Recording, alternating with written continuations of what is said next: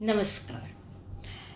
A very frequent question being asked by the students कि UGC net क्यों देना है जबकि पीएचडी हम एंट्रेंस एग्ज़ाम देके भी कर सकते हैं। यानी अगर हम पैट देके भी पीएचडी कर सकते हैं then why we have to appear for UGC.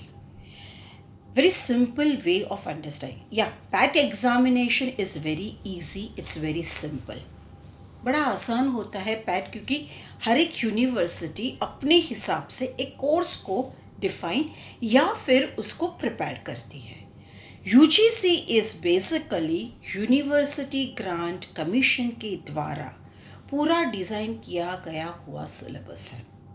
यानी देखने जाओ तो UGC is not difficult but to appear and to have that consistency of studying is much more difficult because UGC के एग्जामिनेशन में जो परफॉर्मिंग आर्ट्स का फिर चाहे आप क्लासिकल म्यूजिक ले लो, डांस, ड्रामा, थिएटर ले लो, they have 10 units in paper 2 जबकि पेपर 1 सबके लिए कॉमन है।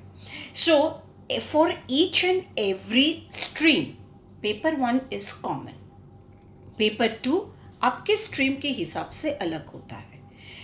हर 10 यूनिट्स में there are sub units into it.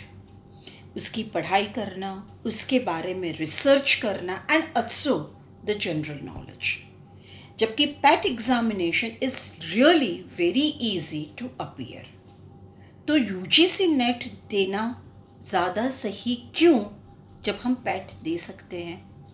PAT दे सकते हो पर यूजीसी नेट इसलिए देना क्योंकि वो 10 यूनिट जो डिज़ाइन किए गए हैं they are actually made to make you understand as a teacher. There are minute details which are been given into it. Second thing, it is a MCQ यानी multiple choice question option in the paper.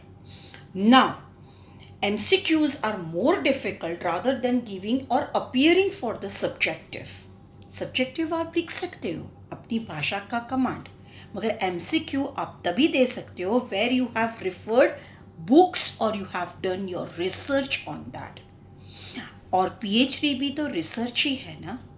तो जब आप अच्छे researcher साधारण सी पढ़ाई के लिए नहीं कर सकते हो तो PhD के लिए कैसे करोगे? So that is why go for the UGC rather than for the PAT. Unless and until you find that you have given several trials in UGC, no chances in that, then you can go for PAT. मेरे हिसाब से benefit UGC देने से ये है कि हम अपनी चॉइस की यूनिवर्सिटी में जा सकते हैं जहाँ हमें अपनी चॉइस की सीट्स मिले। पैट एग्जामिनेशन देने से यानी PhD एंट्रेंस टेस्ट वो देने से मेरा होराइजन लिमिटेड हो जाता है। So I can not reach to my expected universities. So before you make any kind of a decision please think twice. ऐसा कोई एग्जामिनेशन नहीं होता जो हम कर ना सके। ओनली थिंग ये है कि खुद को थोड़ा फोर्स करना पड़ता है, थोड़ा प्रेशराइज करना पड़ता है उस चीज़ की पढ़ाई के लिए। If you are masters passed with 55% or above 55%, then as a teacher, as a professor, I would only suggest to all those students appear for UGC NET examination and go for the PhD program. Academically, you always have to be strong and be in your profile. Thank you so much. Do follow us. Namaste.